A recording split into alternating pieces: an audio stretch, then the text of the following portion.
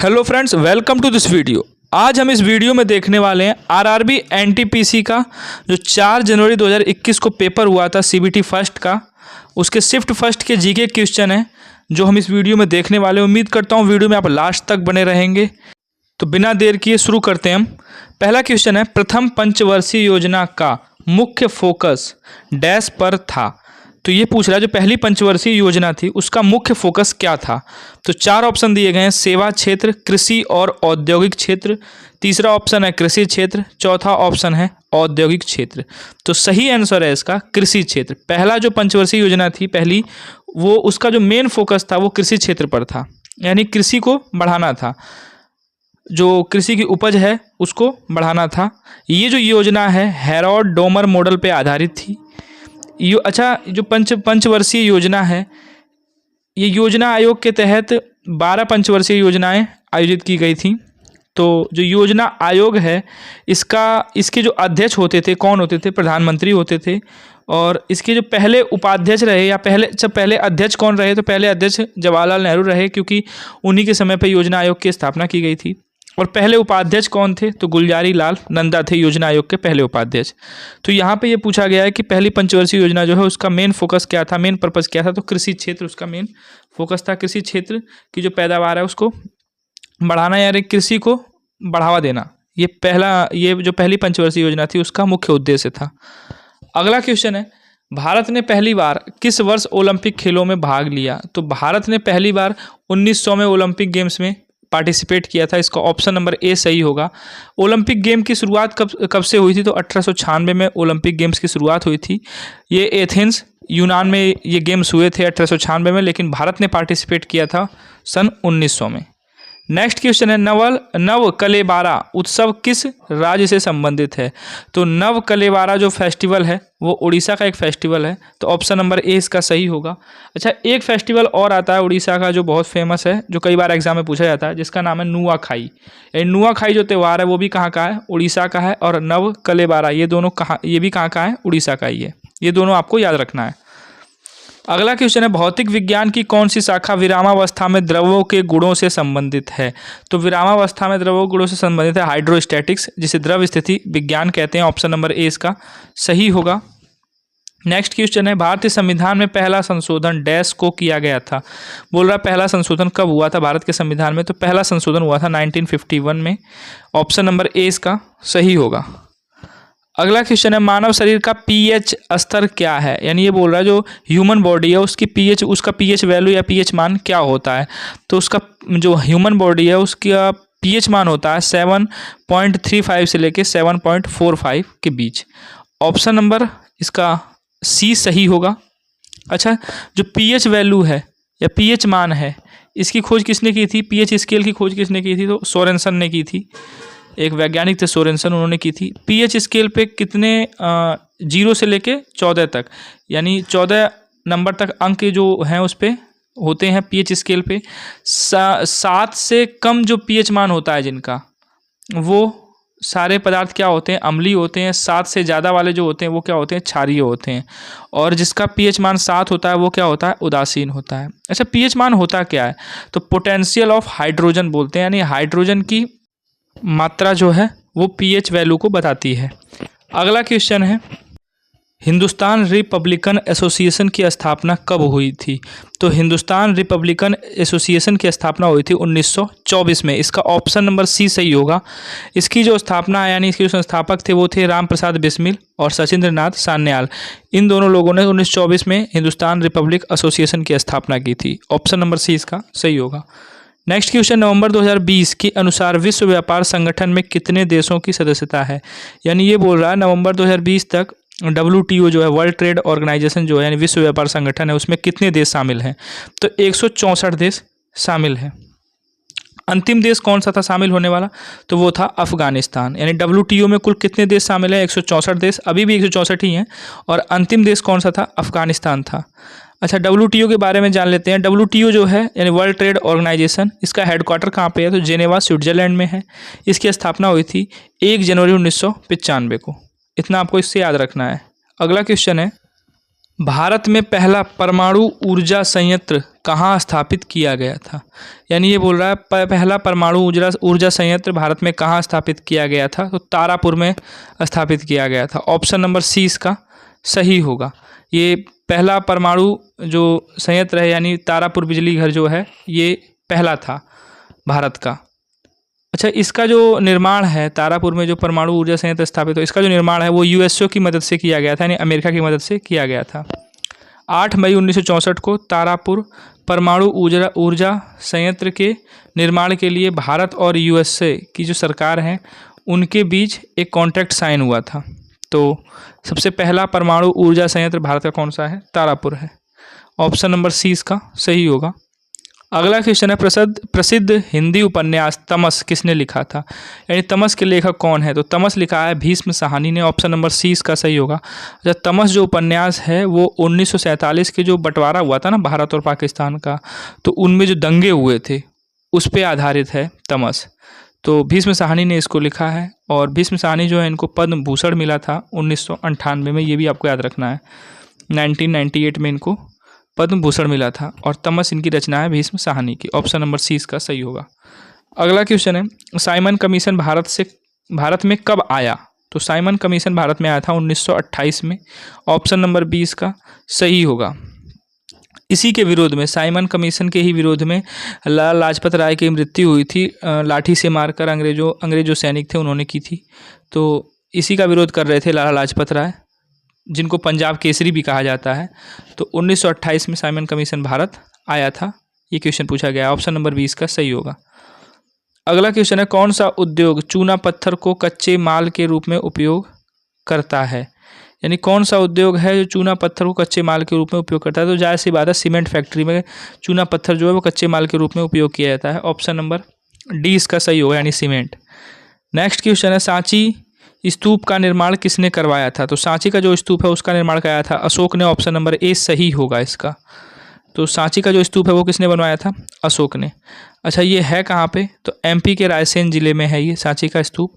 और यूनेस्को में कब शामिल किया गया था? यूनेस्को विश्व धरोहर में इसको सांची स्तूप को शामिल किया गया था 1989 1989 में सांची के स्तूप को यूनेस्को विश्व धरोहर में शामिल किया गया था। इतनी बातें आपको याद रखनी है। अगला क्वेश्चन है कहा जाता है कि भारत का पहला राष्ट्रीय ध्वज 1906 में डैश पर फहराया गया था। यानी 1906 में नेशनल फ्लैग जो है कहाँ पर फहराया गया था? तो कोलकाता में फहराया गया था 7 अगस्त 1906 को ग्रीन पार्क में। कहाँ पे? कोलकाता के ग्रीन पार्क में। ऑप्शन नंबर 20 का सही होगा। 22 जुलाई 1947 को संविधान सभा द्वारा राष्ट्रीय ध्वज को अपनाया गया था।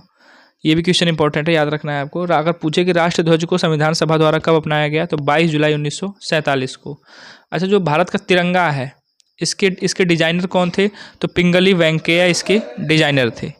इतनी बातें आपको इससे याद रखनी है। अगला क्वेश्चन है पुष्प में स्त्री केसर डैश है। तो पुष्प में जो स्त्री केसर है वो एक मादा जनन अंग है। ऑप्शन नंबर सी इसका सही होगा। अगला क्वेश्चन है विश्व विकास रिपोर्ट के अनुसार जिन देशों की प्रति व्यक्ति आय 2016 की स्थिति के अनुसार 12,000 अमेरिकी डॉलर प्रतिवर्ष से अधिक है, वो देश क्या कहलाते हैं? तो वो अमीर देश कहलाते हैं। ऑप्शन नंबर सी इसका सही होगा। जिनकी 12,000 जो यूएस डॉलर है उससे ज़्यादा अगर वार्षिक इनकम है तो वो अमीर देश कहलाते हैं। ऑप्शन नंबर सी इसका सही होगा। अगला क्वेश्चन है इनसैट 1B चालू किया गया था। यानी इनसैट 1B कब चालू किया गया? तो 1983 में ये चालू हुआ था। ऑप्शन नंबर बी इसका सही होगा। ये एक भारतीय संचार सैटेलाइट यानी उपग्रह था। इसका निर्माण फोर्ड एरोस्पेस द्वारा किया गया था, अमेरिकन कंपनी है, और 1983 में इसको चालू किया गया था। इसे 1983 में यूएसए के स्पेस शटल द्वारा सफलतापूर्वक प्रक्षेपण इसका हुआ था। और ये जो 1983 में चालू हुआ लेकिन जुलाई 1990 तक चालू था, उसके बाद ये डिस्ट्रॉय हो गया यानी बंद हो गया। अच्छा, इनसैट 1B जो है, अच्छा इनसैट का फुल फॉर्म क्या होता है? तो इनसैट का फुल फॉर्म होता है इंडियन नेशनल सैटेलाइट सिस्टम। अगला क्वेश्चन है पोखरण परमाणु परीक्षण 2 का कूट नाम क्या था? यानी पोखरण में 2 परमाणु परीक्षण हुए अभी तक। तो पहले का नाम तो था स्माइलिंग बुद्धा अच्छा, दूसरे का नाम पूछा है इसमें, तो दूसरे का नाम क्या था? तो ऑपरेशन शक्ति। दूसरे का नाम क्या था? जो परमाणु परीक्षण हुआ था सेकंड वाला, उसका नाम था ऑपरेशन शक्ति। और पहले वाले का नाम पूछे तो क्या था? स्माइलिंग बुद्धा। जब पहला वाला परीक्षण कब हुआ था? तो 1974 में हुआ था। दूसरा वाला कब हुआ था? तो 1998 में हुआ था, याद रखना है। पहला हुआ था 1974 में, दूसरा हुआ 1998 में। पहले वाले का नाम था स्माइलिंग बुद्धा, दूसरे वाले का नाम था ऑपरेशन शक्ति। पोखरण परमाणु परीक्षण जो सेकंड वाला हुआ था, इसमें 5 परमाणु बमों को विस्फोट किया गया था। इनके पांचों के नाम शक्ति 1, शक्ति 2, शक्ति 3, शक्ति 4, शक्ति 5 थे। तो इतनी बातें आपको इससे याद रखनी है। अगला क्वेश्चन है, कंप्यूटर में डेटा को किस रूप में एकत्र किया जाता है? तो बाइनरी सिस्टम में डेटा का जो है वो उसमें एकत्र होता है कंप्यूटर में, या डिजिटली जो होता है। तो ऑप्शन नंबर ए इसका सही होगा। अगला क्वेश्चन, नीति आयोग द्वारा वुमेन ट्रांसफॉर्मिंग इंडिया अवार्ड्स किस वर्ष शुरू किए गए थे? 2016 में वुमेन ट्रांसफॉर्मिंग इंडिया अवार्ड्स की शुरुआत की गई थी नीति आयोग के द्वारा। तो ऑप्शन नंबर ए इसका सही होगा, 2016। अगला क्वेश्चन है, संयुक्त राष्ट्र परिषद में कितने अस्थायी सदस्य होते हैं? यानी टेम्पररी जो मेंबर हैं वो संयुक्त राष्ट्र यूएनओ के कितने हैं? तो 10 टेम्पररी मेंबर हैं। और परमानेंट मेंबर कितने हैं? तो 5 हैं। अच्छा, 10 जो अस्थायी सदस्य हैं, इनका कार्यकाल कितने साल का होता है? 2 साल का इनका कार्यकाल होता है। और 5 जो परमानेंट सदस्य हैं, अस्थायी सदस्य हैं यूएनओ के, वो कौन कौन से हैं? तो फ्रांस, चाइना, रसिया, यूनाइटेड किंगडम यानी ब्रिटेन और अमेरिका। याद रखना है, फ्रांस, रसिया, चाइना, ब्रिटेन और अमेरिका, ये 5 सदस्य अस्थायी सदस्य हैं यूएनओ के। नेक्स्ट क्वेश्चन है, धातुओं के पतले तारों में खींचे जाने की क्षमता कहलाती है? तो तन्यता कहलाती है। ऑप्शन नंबर बी इसका सही होगा, यानी तन्यता। अगला क्वेश्चन, राजा रवि वर्मा एक प्रसिद्ध डैश थे? तो ये एक चित्रकार थे, Raja Ravi Varma. Option number A इसका सही है। अगला क्वेश्चन है, भारत का पहला उच्च न्यायालय डैश में स्थापित किया गया था? बोल रहा पहला सुप्रीम कोर्ट यानी उच्च न्यायालय, सॉरी सुप्रीम कोर्ट नहीं, हाई कोर्ट। भारत का पहला हाई कोर्ट यानी उच्च न्यायालय कहाँ स्थापित किया गया था? तो कोलकाता में स्थापित किया गया था। ऑप्शन नंबर ए इसका सही होगा, 1862 में स्थापना हुई थी इसकी। अगला क्वेश्चन है, आरटीआई अधिनियम कब लागू हुआ था? यानी राइट टू इन्फॉर्मेशन जो अधिनियम है ये कब लागू हुआ था? तो अक्टूबर 2005 में ये लागू किया गया था भारत में। राइट टू इन्फॉर्मेशन अधिनियम जो है 12 अक्टूबर 2005 इसकी एक्यूरेट डेट है। ऑप्शन नंबर डी इसका सही होगा, यानी अक्टूबर 2005। राष्ट्रपति द्वारा इसे स्वीकृति कब मिली थी? 15 जून 2005 को इसे राष्ट्रपति द्वारा स्वीकृति मिली थी, लेकिन 12 अक्टूबर 2005 को इसे लागू किया गया था। सूचना का अधिकार जो अधिनियम है ये लागू करने वाला प्रथम राज्य कौन सा? तो 1997 में तमिलनाडु में लागू किया गया था राइट टू इन्फॉर्मेशन। यानी किसी भी व्यक्ति को, मतलब किसी भी व्यक्ति को प्रश्न पूछने का अधिकार है सरकार से। कुछ एजेंसियां हैं जैसे रॉ वगैरह हुई, वहाँ पे ये नियम लागू नहीं होता है, लेकिन मैक्सिमम कंडीशंस में ये राइट टू इन्फॉर्मेशन जो है ये लागू होता है। तो ये 12 अक्टूबर 2005 को लागू किया गया था। पहला राज्य कौन सा? तमिलनाडु था। अगर दूसरा राज्य पूछे तो वो कौन सा था? तो गोवा था। अच्छा, पहला देश पूछे, किस देश में पहली बार ये राइट टू इन्फॉर्मेशन जो अधिनियम है लागू किया गया है? तो पहला देश था स्वीडन। अच्छा, ये जो भारत में राइट टू इन्फॉर्मेशन लागू हुआ था, जो सूचना अधिनियम लागू हुआ था, सूचना का जो अधिकार अधिनियम है, ये मजदूर किसान संगति संगठन था। इसके काफ़ी प्रयासों के बाद, यानी इसकी बहुत बड़ी महत्वपूर्ण भूमिका थी इस अधिनियम को लागू करने में, मजदूर किसान शक्ति संगठन की। ये जो मजदूर किसान शक्ति संगठन है ये राजस्थान राज्य से संबंधित है। अगला क्वेश्चन देखते हैं, प्रधानमंत्री स्वास्थ्य सुरक्षा योजना वर्ष डैश में शुरू की गई थी? यानी ये बोल रहा है प्रधानमंत्री स्वास्थ्य सुरक्षा योजना कब शुरू की गई थी? 2003 में शुरू की गई थी मेडिकल सुविधाओं के लिए। ऑप्शन नंबर सी इसका सही होगा। अगला क्वेश्चन है, अकबर सम्राट कब बना था? तो 1556 में अकबर गद्दी पे बैठा था दिल्ली की। तो ऑप्शन नंबर डी इसका सही होगा, यानी 1556। दीन इलाही धर्म की शुरुआत भी अकबर ने की थी 1582 में, लेकिन। अच्छा, पानीपत का जो दूसरा युद्ध है वो कब लड़ा गया था? तो 1556 में लड़ा गया था पानीपत का दूसरा युद्ध, अकबर और हेमू के बीच। अच्छा, पानीपत के तीनों युद्ध देख लेते हैं कब कब हुए थे। पानीपत का जो पहला युद्ध है वो हुआ था 1526 में बाबर और इब्राहिम लोदी के बीच। दूसरा हुआ था अकबर और हेमू के बीच 1556 में। तीसरा हुआ था 1761 में अहमद शाह अब्दाली और मराठों के बीच। ये पानीपत के 3 युद्ध हैं। अगला क्वेश्चन है, निम्नलिखित में से कौन सबसे कम उम्र का नोबेल पुरस्कार विजेता है? तो मलाला यूसुफजई को 2014 में 17 वर्ष की उम्र में नोबेल पुरस्कार मिला था। तो ऑप्शन नंबर सी इसका सही होगा। अच्छा, नोबेल पुरस्कार जो है इसकी शुरुआत कब से हुई है? तो 1901 में नोबेल पुरस्कार की शुरुआत हुई थी। ये अल्फ्रेड नोबेल की जो संपत्ति थी उसी की जो ब्याज वगैरह, उसी का जो ब्याज वगैरह होता है उसी में से दिया जाता है। ये 1901 से अल्फ्रेड नोबेल ने ही डायनामाइट की खोज की थी, तो 1901 से नोबेल पुरस्कार की शुरुआत हुई है। अच्छा, क्वेश्चन ये आता है कि शुरू में जब नोबेल पुरस्कार दिया जाता था तो कितने क्षेत्रों में दिया जाता था? तो ये 5 क्षेत्रों में शुरू में दिया जाता था। फिजिक्स, केमिस्ट्री, मेडिसिन, साहित्य और शांति के क्षेत्र में। लेकिन बाद में 1968 से अर्थशास्त्र के क्षेत्र में इसे स्थापित किया गया, लेकिन पहली बार 1969 में ये इकोनॉमी यानी अर्थशास्त्र के क्षेत्र में दिया गया। यानी अब नोबेल पुरस्कार 6 क्षेत्रों में दिया जाता है: फिजिक्स, केमिस्ट्री, मेडिसिन, साहित्य, शांति और अर्थशास्त्र के क्षेत्र में। अच्छा, भारत में पहले भारतीय कौन थे जिन्हें नोबेल पुरस्कार मिला था? तो रविंद्रनाथ टैगोर थे, जिन्हें 1913 में नोबेल पुरस्कार मिला था साहित्य के क्षेत्र में। इनकी एक कविताओं का संग्रह है गीतांजलि, उसके लिए इनको 1913 में नोबेल पुरस्कार दिया गया था।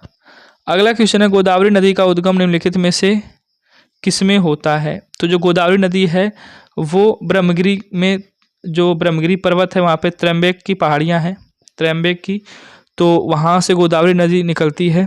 और ये कहाँ पड़ती हैं? जो पहाड़ियाँ हैं त्र्यंबक की, ये महाराष्ट्र में पड़ती हैं। तो ऑप्शन नंबर 20 का सही होगा, यानी त्र्यंबक की पहाड़ियों से गोदावरी नदी का उद्गम होता है। गोदावरी नदी भारत की सबसे बड़ी प्रायद्वीपीय नदी है। गंगा नदी के बाद ये दूसरी सबसे लंबी नदी है, इसीलिए इसे दक्षिण की गंगा भी कहते हैं। प्रायद्वीपीय भारत की तो सबसे बड़ी नदी है ये गोदावरी, लेकिन गंगा जो भारत की सबसे बड़ी नदी है उसके बाद दूसरे नंबर की नदी है गोदावरी सबसे लंबी, इसीलिए इसे दक्षिण गंगा भी कहते हैं। प्रणहिता जो नदी है गोदावरी नदी की सबसे लंबी सहायक नदी है। और ये गोदावरी नदी कहाँ गिरती है? तो बंगाल की खाड़ी में गिरती है। ये महाराष्ट्र से निकलते हुए छत्तीसगढ़, तेलंगाना और आंध्र प्रदेश से होकर गुजरती है। इतना आपको याद रखना है इसके बारे में। अगला क्वेश्चन है, जून 2020 तक यूनेस्को द्वारा कितने विश्व धरोहर स्थलों को संरक्षित किया गया? यानी बोल रहा है जून 2020 तक यूनेस्को विश्व धरोहर स्थल में कितने स्थल शामिल हैं? तो 1121 स्थल शामिल थे। ऑप्शन नंबर ए इसका सही होगा। लेकिन अभी जुलाई 2024 तक कितने स्थल हैं? तो 1223 टोटल यूनेस्को में विश्व धरोहर स्थल हैं। अच्छा, क्वेश्चन अगर ये पूछे कि भारत में ऐसे कितने विश्व धरोहर हैं जो यूनेस्को के विश्व धरोहर में शामिल हैं, तो अभी 43 हो गए हैं। पहले 42 थे, लेकिन अब 2024 में कितने हो गए हैं? 43। देखिए, 41वां शामिल हुआ था शांति निकेतन जो बंगाल में है। होयसल कर्नाटक में जो मंदिर पड़ते हैं ये 42वां था। तो शांति निकेतन और होयसल के मंदिर ये 41वें और 42वें थे। 2023 में इनको शामिल किया गया था। लेकिन 43वां जो है वो है मोईदम। मोईदम कहाँ पे है? तो ये चोरादेओ जिला है एक, आसाम में। 2024 में मोईदम को भी शामिल किया गया है यूनेस्को विश्व धरोहर में। मोईदम है क्या? तो ये आसाम का ये आसाम में है। अहोम राजवंश था एक आसाम में, उसका टीला है वहाँ पे मतलब दफनाने की प्रणाली थी, वहाँ पे कब्रिस्तान था, मतलब दफनाया जाता था, तो वही टीला है अहोम राजवंश का। तो मोईदम जो है ये चोरादेओ जिला है आसाम में, वहीं पे पड़ता है ये मोईदम। तो 43वां यूनेस्को विश्व धरोहर में इसको शामिल किया गया है 2024 में। और लेकिन ये आसाम का पहला सांस्कृतिक स्थल है जिसे यूनेस्को विश्व धरोहर की सूची में शामिल किया गया है। तो ये भी याद रखना है। भारत में कुल कितने हैं? 43 हैं। 41वां शांति निकेतन था, 42वां होयसल था, 43वां भी कौन बना है? मोईदम। ये मोईदम कहाँ पड़ता है? असम में। और अगर पूछे कि यूनेस्को में टोटल कितने हैं अभी तक, तो 1223 स्थल शामिल हैं वर्ल्ड में। अगला क्वेश्चन है, कितने पर्यावरण कार्यकर्ताओं को गोल्डमैन पर्यावरण पुरस्कार 2019 मिला था? यानी ये बोल रहा है 2019 में कितने पर्यावरण कार्यकर्ताओं को गोल्डमैन पर्यावरण पुरस्कार मिला था? तो 2019 में तो 6 लोगों को मिला था। ऑप्शन नंबर सी इसका सही है। लेकिन अभी 2024 में पूछ दे तो कितने लोगों को मिला था? 2024 में 7 पर्यावरणकर्ताओं को गोल्डमैन पर्यावरण पुरस्कार मिला है। इन 7 लोगों में भारत के भी एक हैं, आलोक शुक्ला, जिनका नाम क्या है? आलोक शुक्ला। हसदेव के जो जंगल हैं इनमें इनका बहुत बड़ा योगदान था, इसीलिए इनको गोल्डमैन पर्यावरण पुरस्कार 2024 दिया गया। 2024 में टोटल 7 लोगों को मिला है। भारत की तरफ से किसको मिला है? आलोक शुक्ला को। अच्छा, ये जो गोल्डमैन पर्यावरण पुरस्कार है इसकी शुरुआत हुई थी 1990 से, और इसे पर्यावरण का नोबेल पुरस्कार भी कहा जाता है। इतना आपको इससे याद रखना है। अगला क्वेश्चन है, गांधी सागर बांध किस राज्य में बनाया गया है? तो ये मध्य प्रदेश में गांधी सागर जो बांध है ये बनाया गया है। कौन सी नदी पे? चंबल नदी पे है ये। मध्य प्रदेश में चंबल नदी पे है कौन सा बांध? गांधी सागर बांध। कौन से जिले में पड़ता है? मंदसौर जिले में। जवाहरलाल नेहरू द्वारा 1954 में इसकी आधारशिला रखी गई थी। अगला क्वेश्चन है 1857 के विद्रोह को अंग्रेजों ने कब पूरी तरह दबा दिया? तो 1857 जो विद्रोह था उसको 1859 में पूरी तरह से अंग्रेजों ने दबा दिया। जब 1858 का जो अधिनियम आया था उसमें भारत का जो कंट्रोल था वो ब्रिटिश ईस्ट इंडिया कंपनी से लेकर किसके हाथों में चला गया? वो ब्रिटिश क्राउन के अंतर्गत चला गया। तो 1858 के उस अधिनियम के बाद 1859 में जो 1857 का जो विद्रोह था उसको पूरी तरह से दबा दिया गया था। तो ऑप्शन नंबर ए इसका सही होगा, यानी 1859। शुरू कब हुआ था ये? तो 1857 में शुरू हुआ था 10 मई को मेरठ से। और इस विद्रोह में पहले जो शहीद थे वो थे मंगल पांडे, जिन्होंने चर्बी के जो कारतूस थे उसका विद्रोह किया था। अच्छा, सबसे अच्छा क्वेश्चन तो ये बनता है इससे कि जो उस समय 1857 का विरोध हुआ था तो उस समय गवर्नर जनरल कौन था? तो लॉर्ड कैनिंग था उस समय गवर्नर जनरल। और अंग्रेजों ने इस विद्रोह को डेविल्स विंड कहा था, यानी डेविल मतलब ये होता है राक्षस या प्रेत, विंड मतलब हवा, तो डेविल विंड कहा था इसको अंग्रेजों ने। अगला क्वेश्चन है URL का अर्थ क्या होता है? तो URL जो है इसका अर्थ होता है uniform resource locator. Option number A इसका सही होगा। नेक्स्ट क्वेश्चन है सरदार सरोवर बांध किस नदी पर बनाया गया है? तो नर्मदा नदी पर है सरदार सरोवर बांध, गुजरात में। ऑप्शन नंबर डी इसका सही होगा। नर्मदा नदी को मध्य प्रदेश की जीवन रेखा के रूप में भी जाना जाता है। अच्छा, कान्हा राष्ट्रीय उद्यान जो है वो नर्मदा नदी के तट पर स्थित है। ये तो पता ही होगा कान्हा राष्ट्रीय उद्यान कहाँ है? तो मध्य प्रदेश में है। अगला क्वेश्चन देखते हैं डैश भारत का सबसे बड़ा बॉक्साइट उत्पादक राज्य कौन सा है? यानी भारत में बॉक्साइट का उत्पादक राज्य सबसे बड़ा कौन सा है? तो उड़ीसा है। ऑप्शन नंबर ए सही होगा। बॉक्साइट क्या होता है? तो एल्यूमिनियम का अयस्क होता है, यानी बॉक्साइट को प्यूरिफाई किया जाता है तो उसमें से क्या निकलता है? एल्यूमिनियम निकलता है। अगला क्वेश्चन है हेपेटाइटिस ए डैश के कारण होता है? वायरस के कारण होता है ये। तो ऑप्शन नंबर सी इसका सही होगा, यानी वायरस रोग है ये हेपेटाइटिस ए। अगला क्वेश्चन है मानव शरीर में कौन सा अंग पित्त रस का उत्पादन करता है? तो मानव शरीर में यकृत जो है वो पित्त रस का उत्पादन करता है। अच्छा, पित्त रस जो है वो क्या है? एक पाचक रस है। पित्त रस क्या है? पाचक रस है, और ये यकृत इसका उत्पादन करता है। शरीर की सबसे बड़ी ग्रंथि अगर पूछे आपसे तो कौन सी है? यकृत है। अगर ये पूछे शरीर की सबसे छोटी ग्रंथि कौन सी है? तो पीनियल ग्रंथि है। कौन सी है? पीनियल ग्रंथि। तो भाई ये थे आरआरबी एनटीपीसी के सीबीटी फर्स्ट के क्वेश्चन जो 4 जनवरी 2021 को पूछे गए थे शिफ्ट फर्स्ट में। उम्मीद करता हूँ वीडियो आपको अच्छी लगी होगी। अगर ये एनालिसिस आपको अच्छा लगा तो कमेंट सेक्शन में बताएं, और चैनल पर नए हैं तो सब्सक्राइब कर लें। तब तक के लिए best of luck. Thanks for watching this video.